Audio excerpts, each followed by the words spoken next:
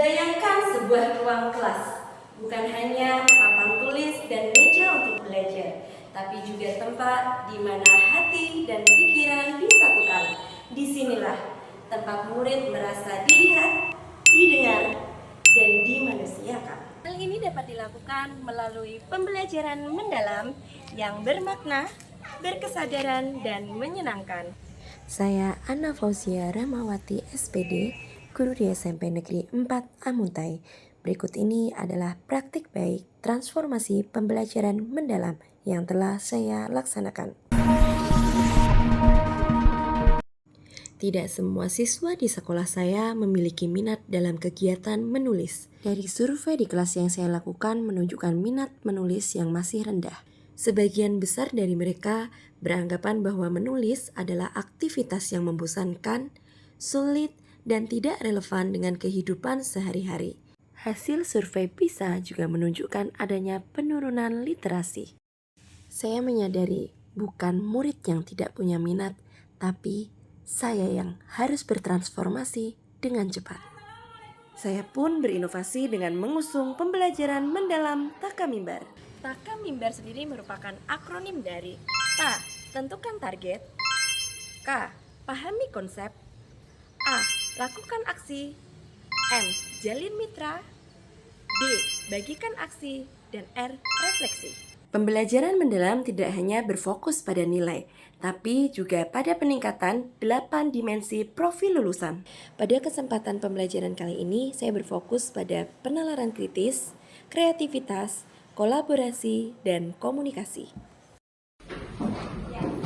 Silakan dicek kebersihan ruang kelas. Adakah yang tadi pagi harinya diawali dengan kesedihan? Lalu, guru melakukan asesmen awal untuk mengecek tingkat pemahaman peserta didik melalui permainan edukatif Z-Quiz. Dengan adanya pemanfaatan digital menambah antusiasme murid untuk belajar. Hari ini kita akan belajar untuk menulis cerpen. Guru menyampaikan tujuan pembelajaran terkait menulis cerita pendek dengan teknik penggalian ide lakasi, yaitu latar, karakter, dan deskripsi. Lakasi sendiri merupakan bahasa Banjar yang berarti cepatlah. Apa yang dimaksud dengan cerpen? Siapa yang masih ingat? Ya? Karya sastra naratif yang bersifat fiktif dengan berfokus pada satu konflik. Bagus sekali, mantap. Berikutnya, murid menyimak tentang materi menulis cerpen dengan teknik lakasi. Mari berkelompok. Berikutnya, Ibu akan meminta kalian untuk berkelompok. Ibu minta kalian berpasangan. Nanti yang barisan paling depan menebak gambar.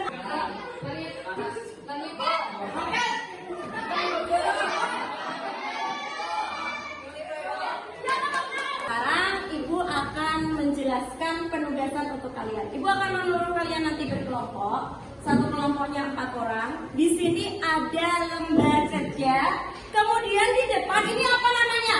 Emoji.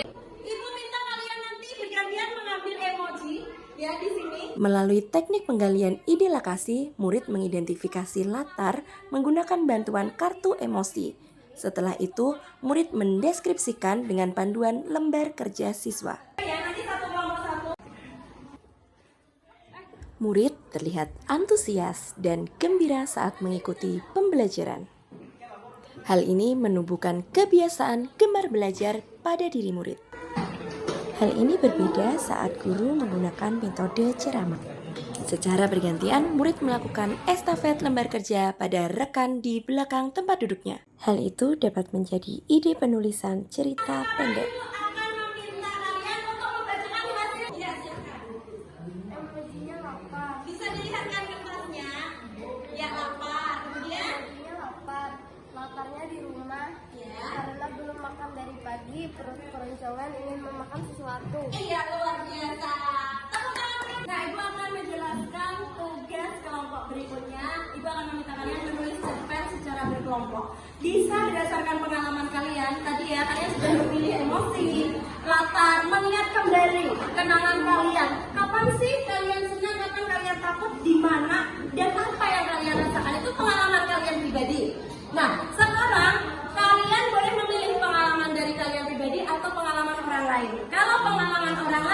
Ibu akan memberikan kesempatan kalian untuk mewawancarai warga.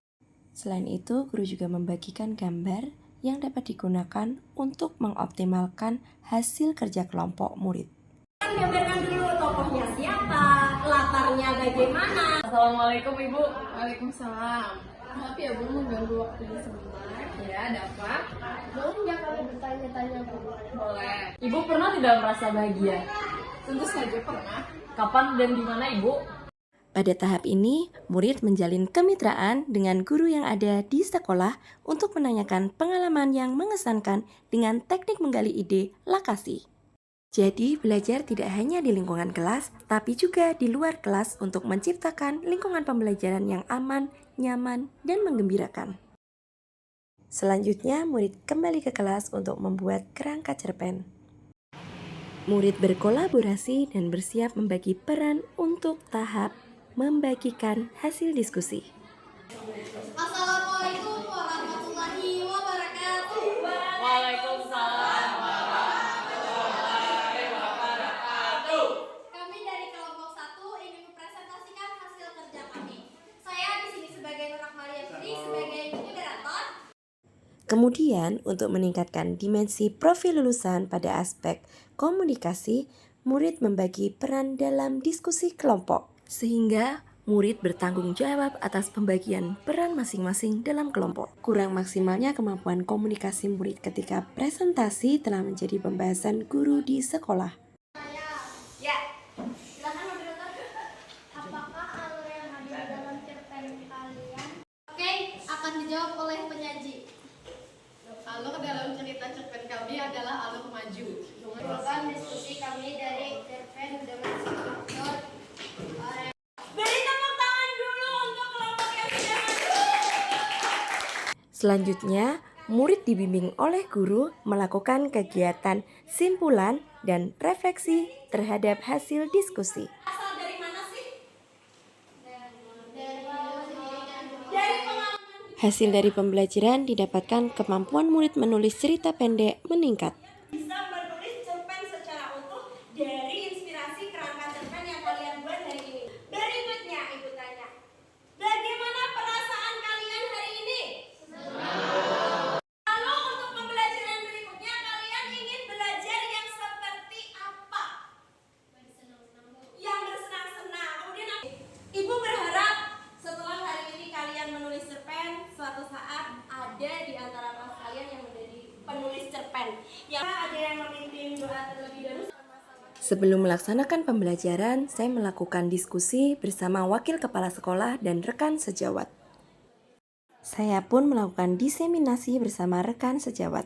Peserta diseminasi antusias untuk menanyakan tentang konsep yang saya bawakan. Tentang praktik saya transformasi dalam pembelajaran mendalam. Di sini ibu-ibu, bapak-bapak, ulun membuat metode yang ulun beri nama Takamimbar. Saya Irwan Ruzani, Kepala SMP Negeri 4 Pamuntai. Saya ingin memberikan testimoni kepada Ibu Ana yang telah melakukan transformasi pembelajaran di kelasnya. Memang sudah seharusnya seorang guru itu secara kontinu dan konsekuen untuk selalu belajar untuk mengembangkan kompetensi dirinya. Di pembelajarannya, Ibu Ana telah melakukan prinsip dan pengalaman pembelajaran mendalam dan disupport juga dengan teknologi untuk memudahkan pembelajarannya.